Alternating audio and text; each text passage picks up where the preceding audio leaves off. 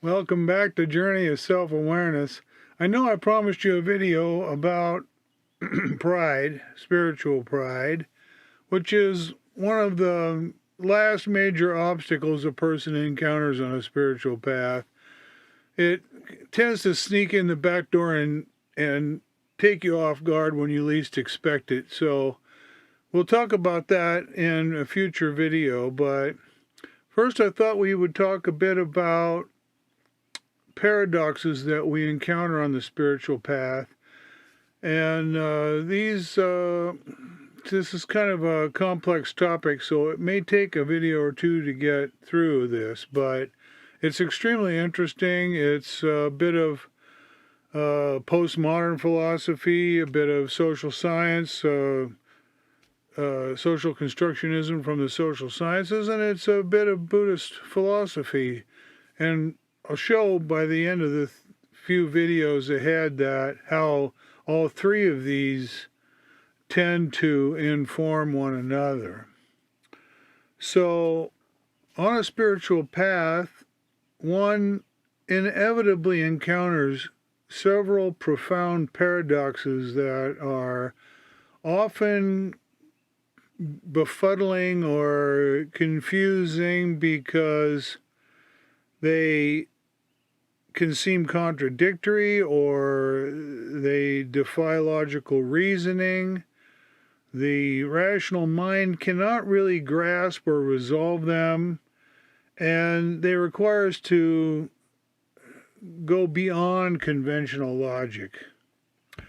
The other reason why it's important to mention these is because they can be real serious hang-ups on a spiritual path. The egoic mind can get caught up in these paradoxes and begin to debate one side or the other and go round and round and round and round trying to make sense of what is ultimately seemingly nonsensical, but it's something that's better sidestepped and avoided, because this can be a real pitfall. So one of the pitfalls has to do with awakening or enlightenment itself. When the Buddha was asked to describe enlightenment, he answered with silence, because awakening completely transcends language and conceptual thought. The mind and concepts and words and language simply cannot go there. When the conceptual sense of a separate self falls away, words are inadequate for conveying the experience. And I suspect this is why Sri Ramana Maharshi's preferred teaching was silence. He preferred to remain silent in the presence of his devotees. And often, of course, when they sat in his presence, they also became silent and began to experience a bit of what it's like to have an awakening experience. So on the one hand, there's nothing to be said about realization, but on the other, of course, there's everything to be said about it. It's our highest calling, it's our greatest purpose in life, and of course, the Buddha didn't remain silent. There are, in fact, entire libraries filled with the Buddha's teachings. So that's one paradox. The egoic self is also a paradox, because ordinary consciousness seems to imply the existence of a unified and enduring self, a subject of experience that marches through time. However, you can't identify this self. It's impossible to locate or verify objectively. You can test this for yourself. Just search yourself. You will discover that the ego cannot be found. So this reveals the paradox of its apparent reality and its also apparent unreality simultaneously. Eventually, when a person begins to awaken, they discover that the ego is an illusion, that there's really no permanent separate self or ego. It's a conceptual fabrication that we've constructed over the course of our lives. And so this is also the paradox, another paradox, in that even though the ego doesn't really ultimately exist, on the spiritual path, it requires diligent effort to improve and eventually overcome the sense of a self. So, in a sense, it's both real and unreal at the same time. This is one of the biggest paradoxes we'll come back to. The spiritual path itself is also paradoxical. It requires, as I mentioned, dedicated effort through practices like meditation. Yet the goal is to arrive at a state of effortless non-action or non-meditation, a sense of calm abiding in which there is no doer, there is no doing. So, on the one hand, it requires effort to achieve a state of effortlessness. This is a paradox. And while spiritual unfoldment seems to happen over time through stages, we eventually find out that there's an eternal present moment in which time begins to lose the kind of meaning that it's had for us in the past. That's when we come upon yet another paradox. The infinite vastness of the divine contains all things, and yet it also exists within everything. So we discover this unified field of non-dual awareness, yet multiple forms arise within it, and we can also experience separation and duality within what is ultimately unified whole. So oneness and multiplicity paradoxically coexist. Things sure seem to exist out there, but the point is that they may not necessarily exist the way we think they do. However, on the other hand, we may also say that things exist out there precisely because of the way we think they do. So these are the sorts of paradoxes that one will begin to encounter on a spiritual path, and it's a good idea to be aware of them. So the big paradox, I guess, that we're leading up to happens to be known as the paradox of being and non-being.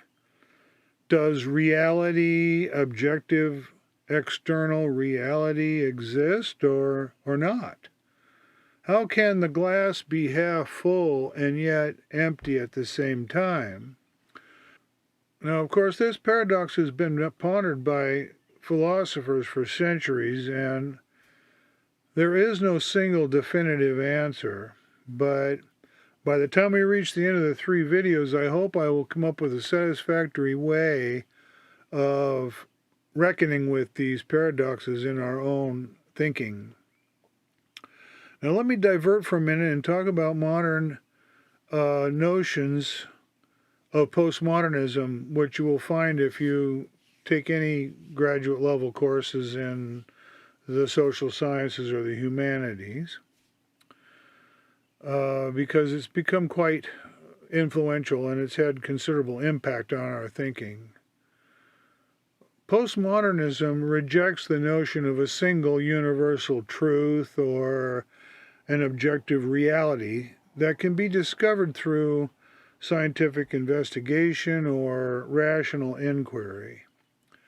Instead, postmodernists view truth and reality as social constructions that are shaped by language, discourse, and power dynamics.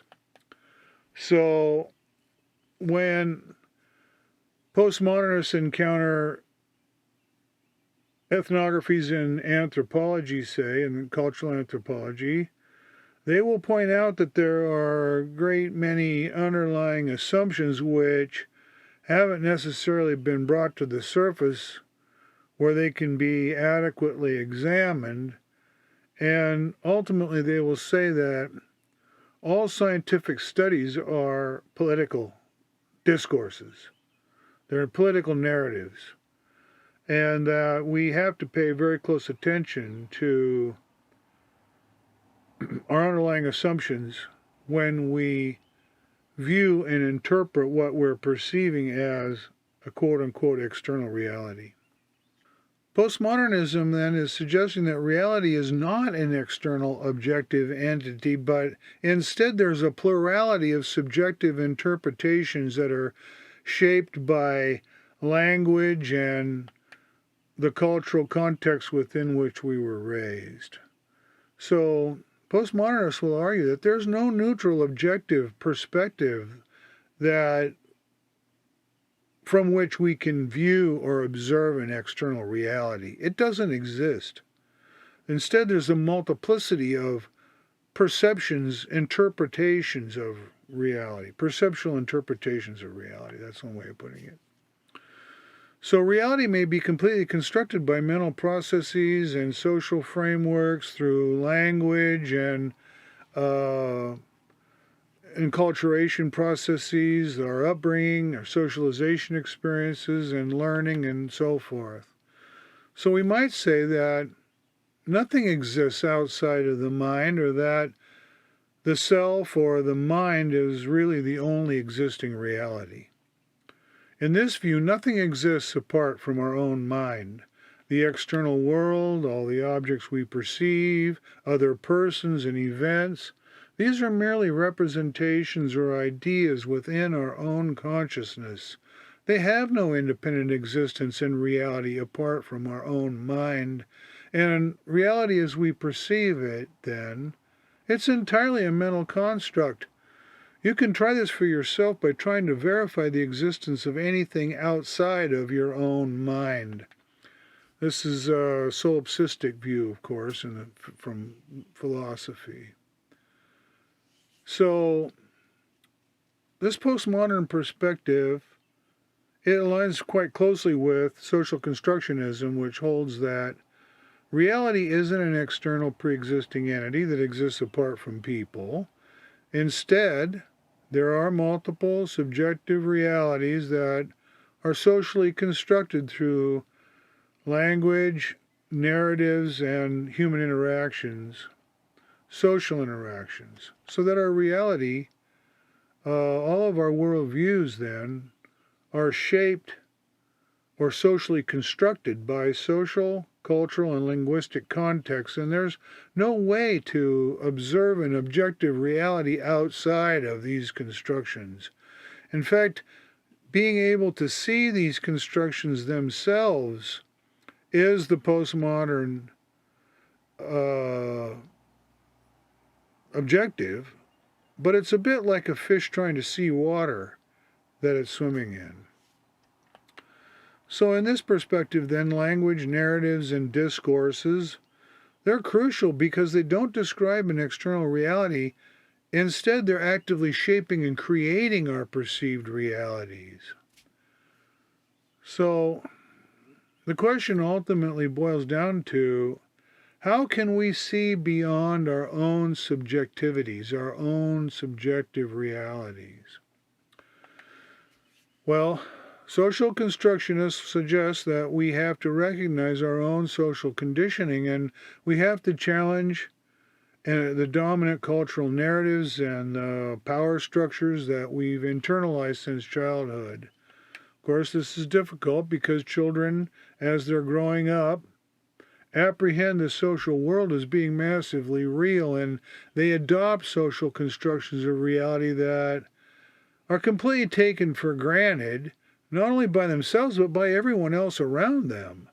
So when the dominant interpretation or perception isn't questioned by anyone around you, why would you question it? It will seem the worldview you adopt and you internalize and you learn over time as a result of growing up in a particular cultural context or social milieu, it'll seem perfectly normal and natural and universal, and it will be unquestioned. You'll just assume that it's the way it is. So contemporary postmodernists will say that we need to deconstruct our narratives. We have to question our values and the underlying assumptions behind our interpretations. We have to examine the language that we're using.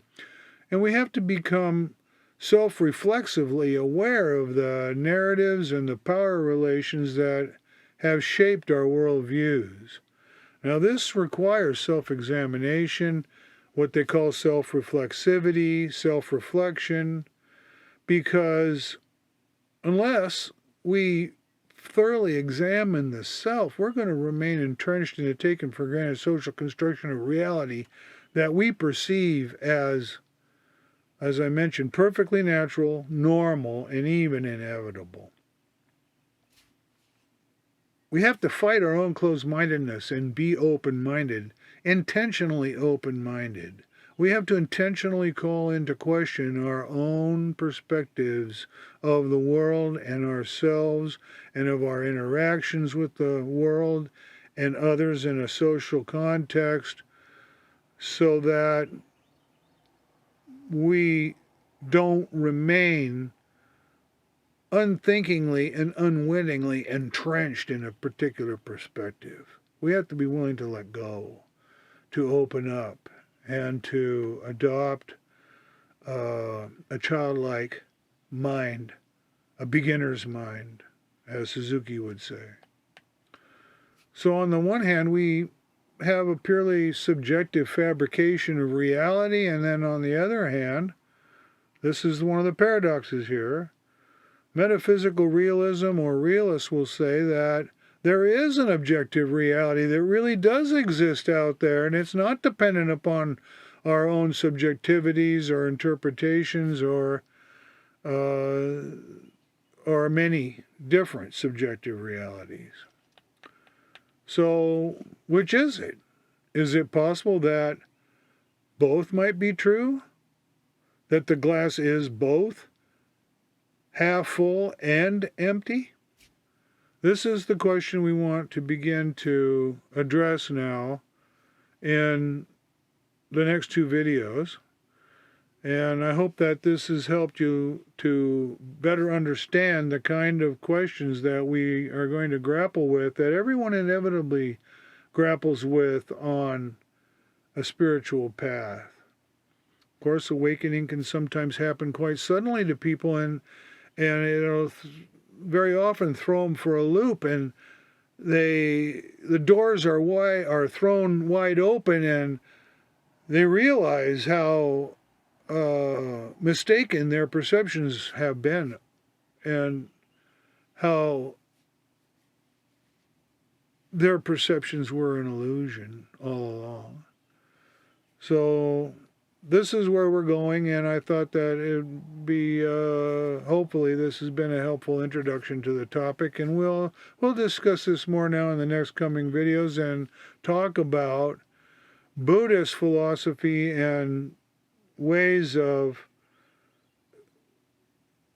allowing the paradox to exist, one side and the other, side by side, to coexist in a rather harmonious way, so that we don't get caught up in these questions and the egoic mind doesn't get on the hamster wheel and keep running it over and over and over and over in our minds.